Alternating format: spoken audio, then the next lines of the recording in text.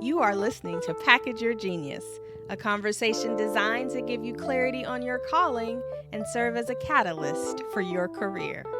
I'm your host, Amanda Miller Littlejohn.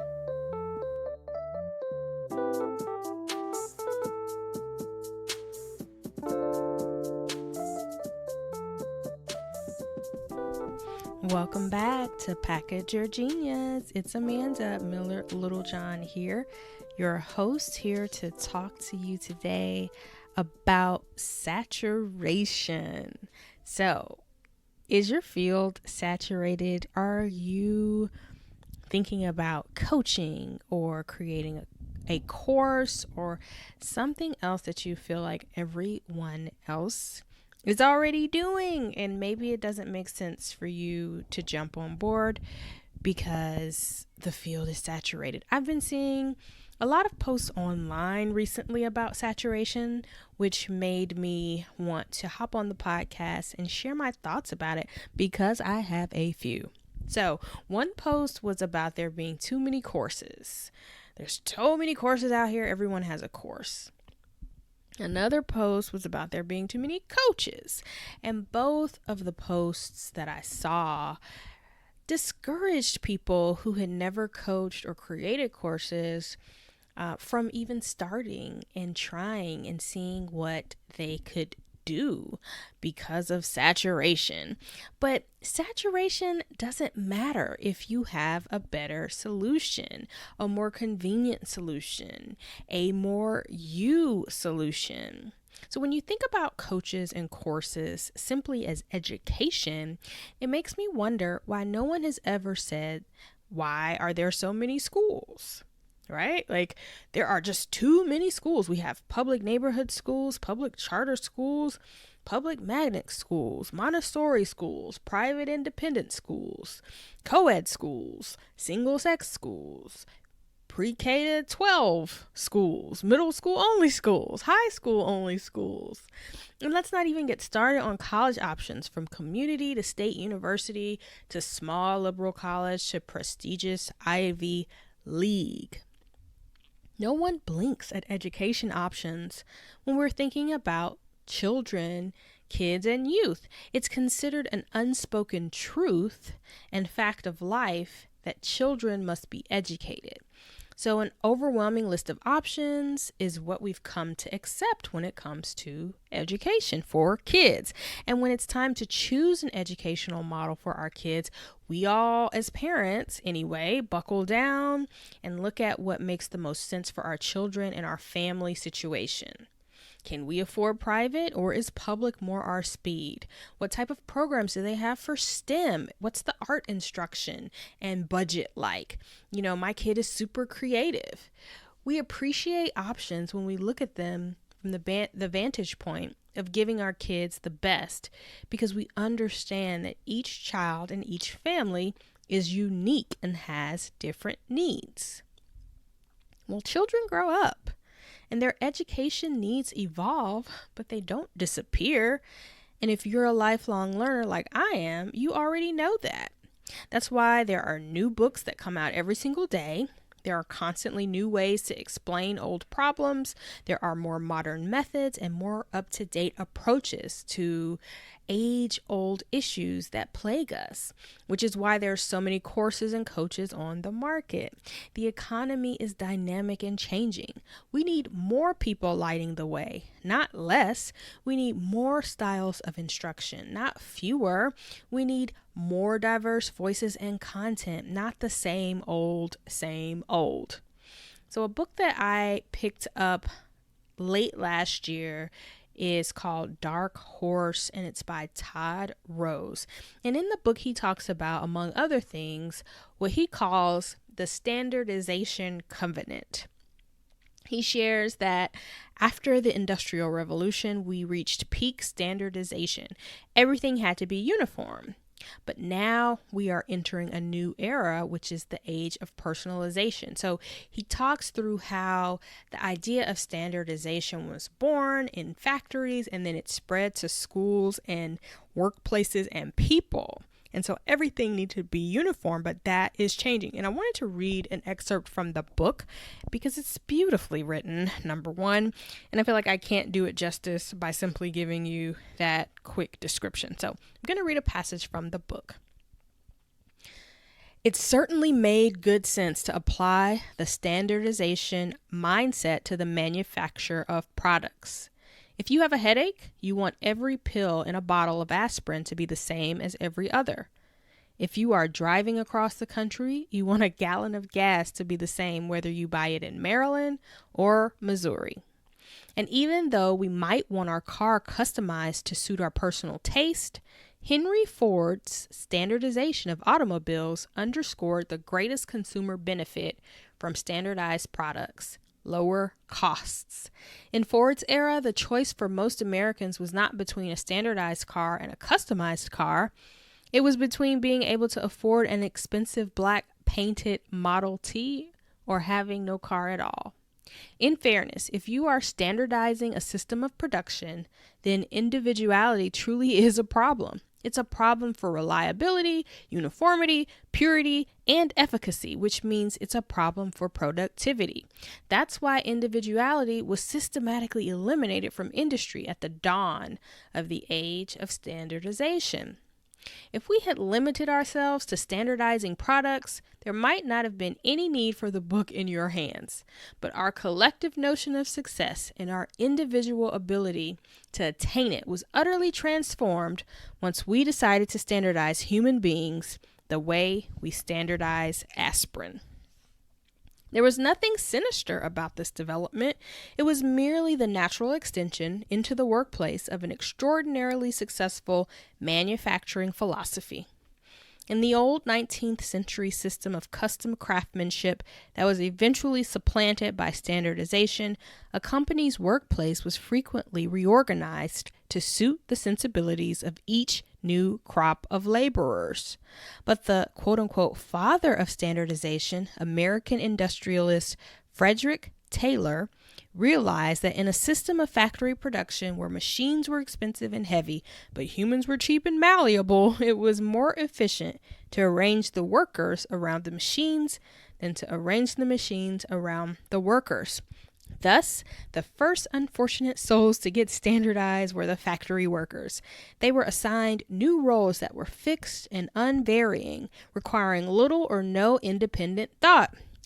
Tighten that screw, tote that bell, cut that wire. By the time Charlie Chaplin wrote and directed the 1936 movie Modern Times, depicting his little tramp character haplessly battling a world of mechanized factories, almost every American worker had been transmuted into a cog in the great supermachine of industrial efficiency.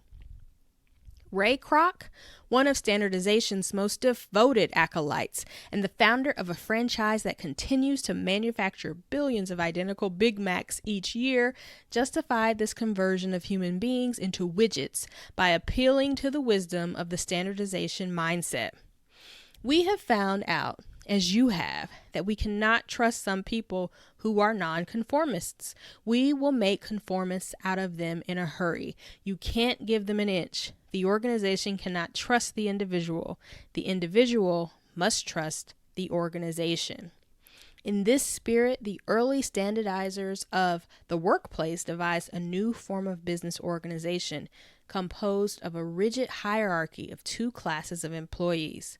On the bottom were the workers, whose obedient duty was to obey the orders we give them, do what we say, and do it quick.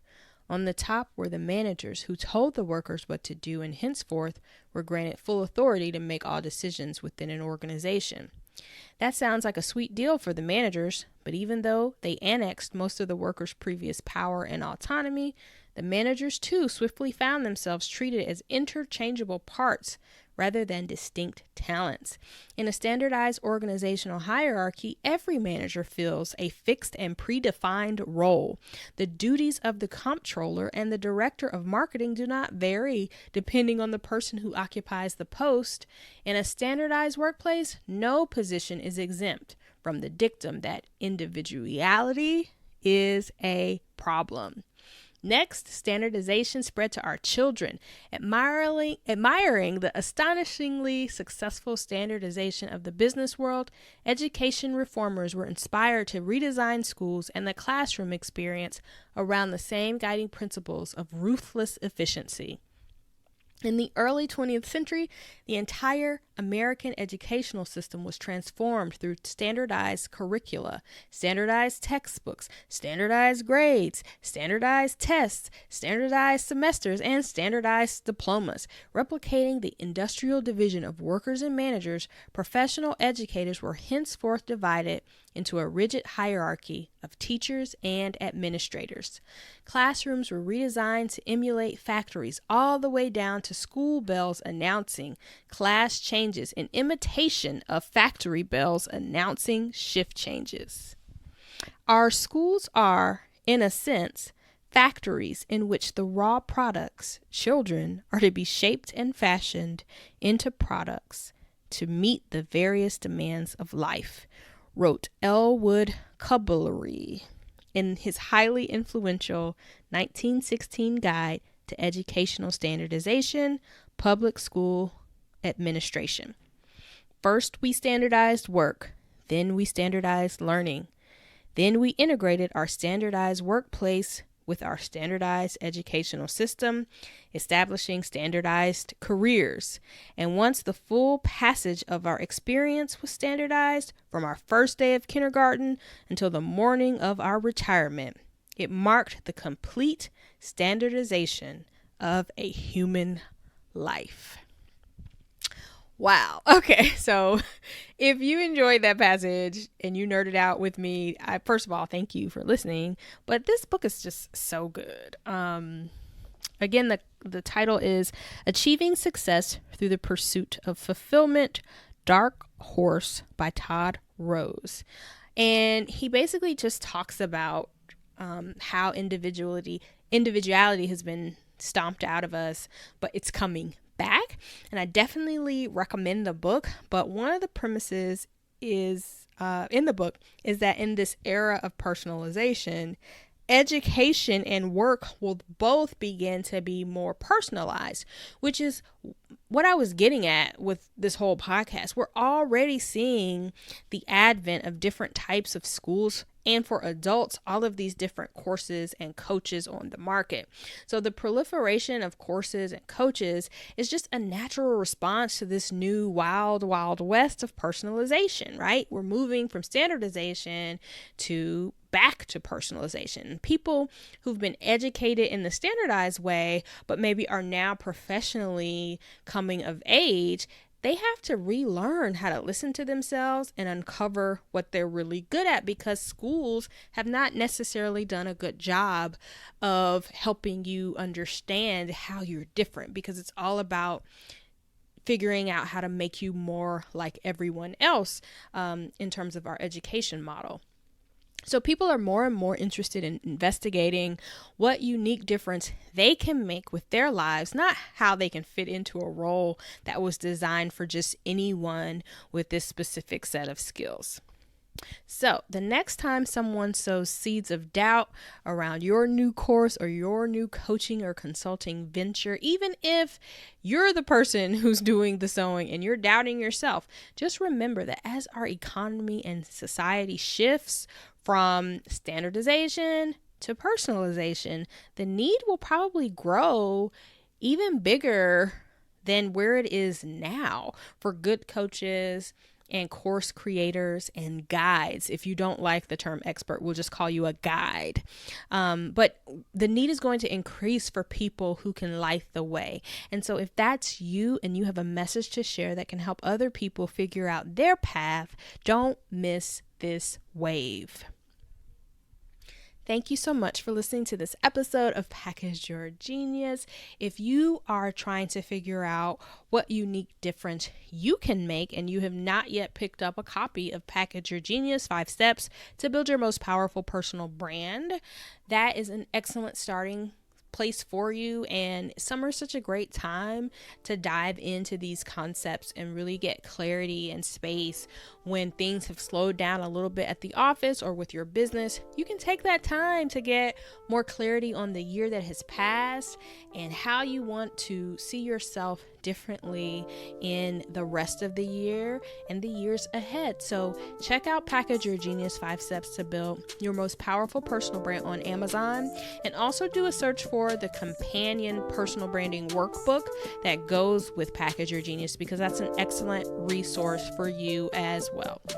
So thanks so much for joining me.